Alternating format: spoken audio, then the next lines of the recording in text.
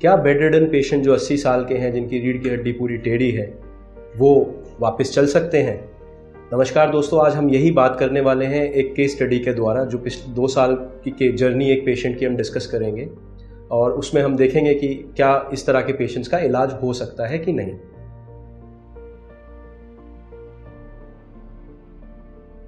Good morning friends, मैं doctor Ashish Tomar, senior consultant ortho spine surgeon, presently working with Sarvodaya hospital, Faridabad and greater Noida. आज हम बात करने वाले हैं मिस्टर भीमसेन गुप्ता की। ये पेशेंट मेरे पास इलाहाबाद से आए।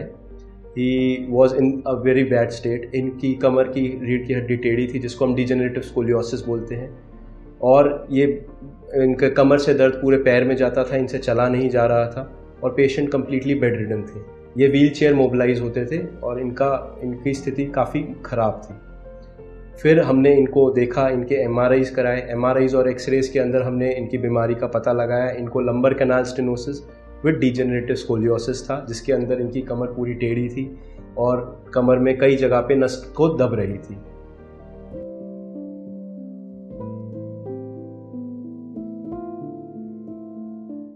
तो पहले जब हम ये इस तरह की सर्जरीज करते थे, तो ये सर्जरी में हमको फिक्सेशन करना पड़ता है D10 से लेके S1 तक, जो एक बहुत लंबा फिक्सेशन है।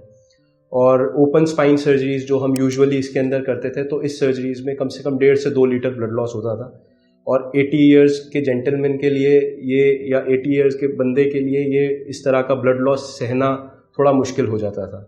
But with the advent of techniques like OLIF, जिसको हम ओब्लिक लंबर इंटरबॉडी फ्यूजन बोलते हैं, आप देखेंगे कि हमने इस प्रॉब्लम को कितने आराम से विद मिनिमल ब्लड लॉस, जिस 100-150 ml ब्लड लॉस पूरी सर्जरी में हुआ होगा पेशेंट को, और उससे पेशेंट को हमने पूरी तरह से ठीक किया।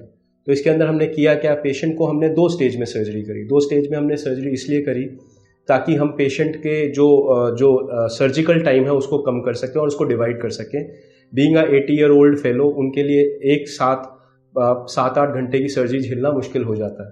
तो इसलिए हम इस तरह की सर्जरी 2 स्टेज में करते हैं। पहली स्टेज में हमने पेशेंट को लैटरल पोजीशन में लिटा के उनकी ओलिफ सर्जरी करी। L2, L3, L3, L4, L4, L5 3 level पे ये सर्जरी करी। इस सर्जरी से बेनिफिट ये हुआ कि उनकी जो कमर टेढ़ी थी वो ऑटोमेटिकली सीधी हो गई काफ़ी हद तक, और जो उनकी नसें पीछे दब रही थी कमर में, जो नस पीछे दबने से जो उनको लंबर कैनाल स्टेनोसिस की प्रॉब्लम थी, जिससे उनके पैरों में दर्द जा रहा था, वो नस भी फ्री हो गई ऑटोमेटिकली, बिना हड्डी काटे, बिना किसी नस को छेड़े। हम ये जो रिजल्ट्स हैं अचीव कर पाते हैं ओलिफ के ज़रिए। ओलिफ के बारे में हमने पहले भी डिस्कस किया हुआ है, उसका वीडियो है, so please go and understand कि exactly what is happening and how it helps us. तो फर्स्ट स्टेज में उस सर्जरी के बाद हमने पेशेंट को 2 दिन के बाद फिर दोबारा पोस्टीरियर सर्जरी करी, जिसके अंदर हमने छोटे छोटे इंसिजन से परक्यूटेनियस पेडिकल स्क्रू फिक्सेशन किया, पेशेंट की स्पाइन को फिक्स किया D10 से लेके S1 तक, और उसी समय हमने स्क्रूज और रॉड्स के साथ जो बचा कुचा उनके जो टेढ़ापन था या प्रॉब्लम्स थी उसको करेक्ट किया।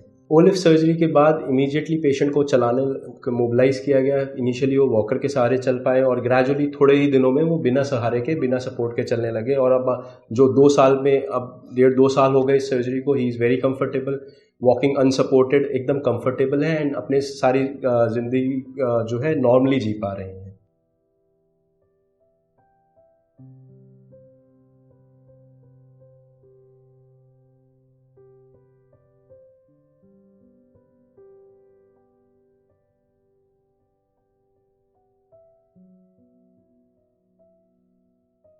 मैं अभय गुप्ता, ये हमारे फादर श्री भीमसेन गुप्ता जी हैं, जिनको जो है ये तकलीफ़ थी कमर में कि उनका चलना फिरना मुश्किल हो गया था और 5 से 10 मीटर टहलना भी इनके लिए बहुत मुश्किल था। बेड पे घर पर पड़े रहते थे।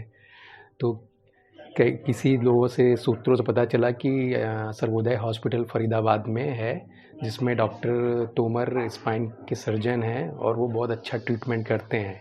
तो मैं उनसे यहाँ पे कंसल्ट किया जो है, तो इन्होंने ऑपरेट करने के लिए बोला।